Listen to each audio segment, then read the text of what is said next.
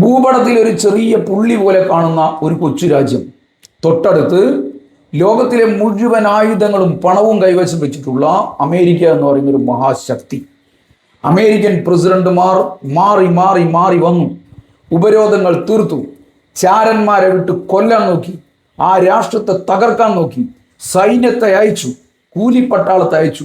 ഇതുകൊണ്ടൊന്നും ഒരിഞ്ചും പിന്നോട്ട് പോവാതെ സോഷ്യലിസം ഉയർത്തിപ്പിടിച്ച് ലോകത്തിന് മുന്നിൽ നെഞ്ചു വിരിച്ചു നിന്ന നാടിന്റെ പേരാണ് ക്യൂബ എന്ന് പറയുന്ന വിപ്ലവ മണ്ണ്.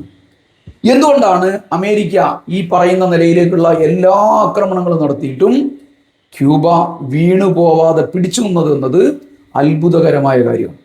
അതിനൊരു കാരണമേ ഉള്ളൂ, ആ നാടിനെ നയിച്ചത് മറ്റാരും ആയിരുന്നില്ല, തോക്കുമേന്തി യുദ്ധഭൂമിയിൽ സ്വന്തം പടയാളികളോടൊപ്പം മുൻനിരയിൽ നിന്ന് രാജ്യത്തെ സംരക്ഷിക്കാൻ പോരാടിയ അനശ്വരനായ വിപ്ലവ സൈനിക കമാൻഡർ ഫിദൽ കാസ്ട്രോ ആ രാജ്യത്തെ സംരക്ഷിക്കാൻ മുന്നിൽ നിന്നു എന്നുള്ളത് തന്നെയായിരുന്നു.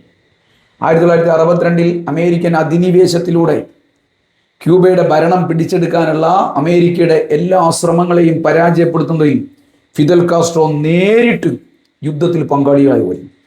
ചെറുത്തുനിൽപ്പിൽ നേരിട്ട് പങ്കാളിയാവുകയായിരുന്നു.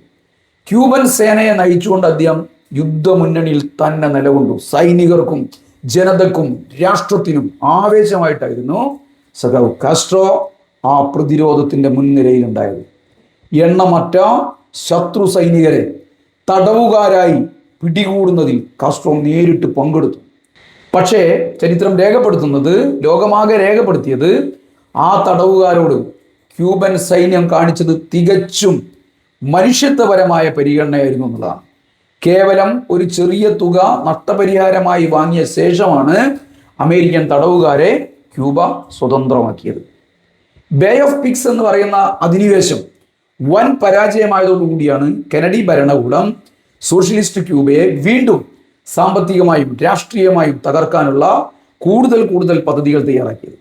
2015 നയതന്ത്രപരമായ വഴിത്തിരിവ് വരെ ക്യൂബ അമേരിക്കയുടെ നിരന്തരമായ ഭീഷണിയായിരുന്നു.